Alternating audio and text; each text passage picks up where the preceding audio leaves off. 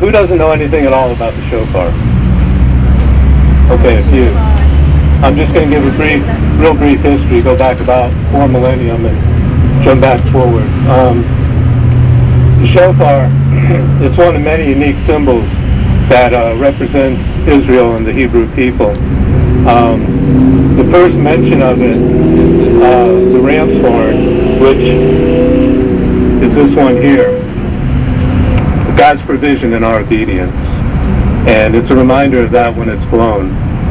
The Yemenite shofar, which is this one here, it's for the most part essentially taking the place of the silver trumpets in the temple. Depending on how you categorize it, there's anywhere from 10 to 14 different reasons for blowing the shofar. There's one in particular that I want to pick for today for this gathering, this rally. But before I do that, there's going to be 4 blows that I'm doing. They're traditional blows. And the first one is called the tekiah, or the blast. And it's just one long blast, one long blow that goes like this.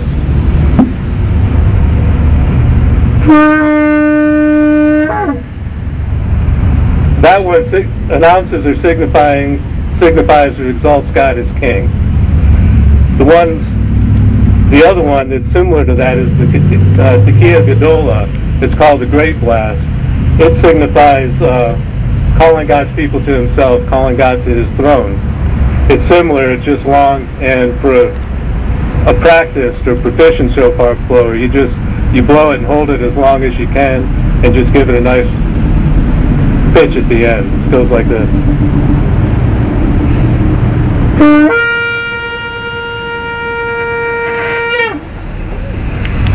Again, as long as you can blow it.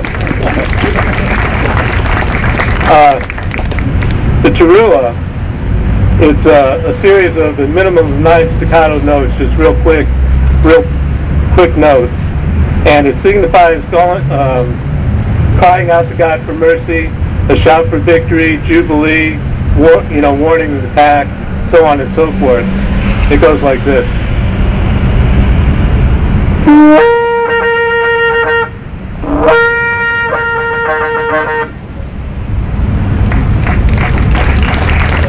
And then there's the Shevarim, which is 3 short, low to high pitches, signifying being broken before God. Like this.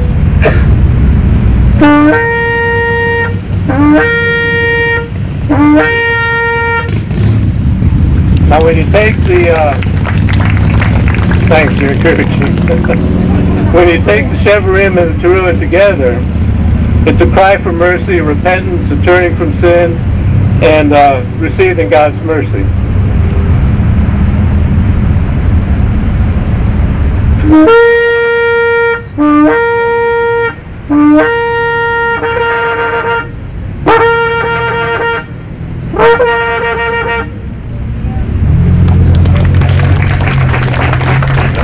But like I said, there's far too many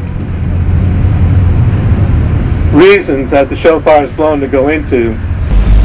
I think we all probably know the story of Joshua and Jericho, when they marched around Jericho 7 times, and the shout of the people accompanied the shout of the shofar at the end of the 7 days. And God brought down the walls.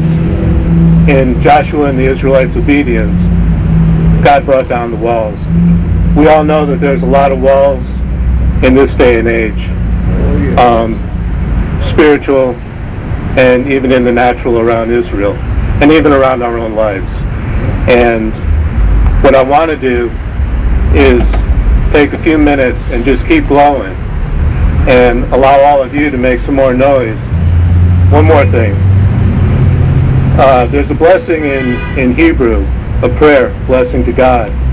And in English, it's blessed are you, God, our Creator. Blessed are you, Lord, our God, Creator of the universe, who enriches our lives with holiness, commanded us to hear the sound of the shofar. It's Baruch atah Adonai Eloheinu melech haolam, asher kideshenu be'mitzvotav be'tzivanu lishma kol shofar. So have that.